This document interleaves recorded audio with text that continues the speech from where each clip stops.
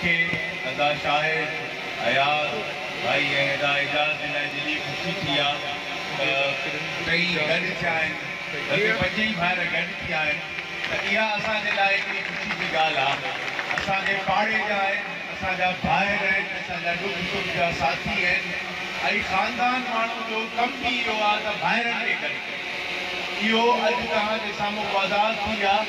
इहे सभु भाइर रफ़ीक अहमद ख़ान असां सभिनी दोस्तनि जी इहा ई कोशिशि हुई त इहे भाइर हथ भाई त कंदा आहिनि, पर सियासत बि गॾु थींदी त उहा ताक़त वधीक तव्हांजी ज़ाहिर थींदी। सोहेल भाइरनि जी जेका इहा मेयर पालके में इंशाअल्लाह ताला सियासत करण जे लाइ, तकरीरूं करण जे लाइ ॾींहं बि ईंदा, बल्दियाती इलेक्शन मथे ते आहिनि।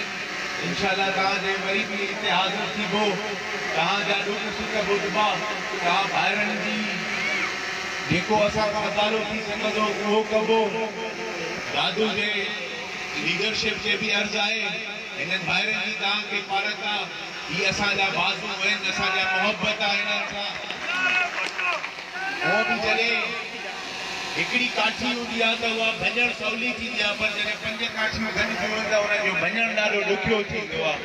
त इंशाअल्लाह ताला हिमत मर्दा मदद ख़ुदा इहा शिकस्त हुन माण्हू जो नसीब थी चुकी आहे। टे चकर हारायो अथई, इंशाअल्लाह ताला जेसीं ताईं जीअर आहियूं तोखे रोज़ हाराईंदासीं। इहो हिकिड़ो असांजो भाउ सां गॾु आहे। इंशाअल्लाह जीअं दीदार ख़ान खे वापसि आंदोसीं, वकार खे वापसि आंदोसीं, सोहेल मसूद भाइरनि खे आंदोसीं, इंशाअल्लाह इहे जेके बि रहिया पिया सभु गॾाए तोखे निवेकलो करे ॾेखारींदासीं। इंशाअल्लाह तव्हां सभिनी भाइरनि जी दुआऊं ऐं तव्हां भाइरनि जी महिरबानी इज़तूं बख़्शो।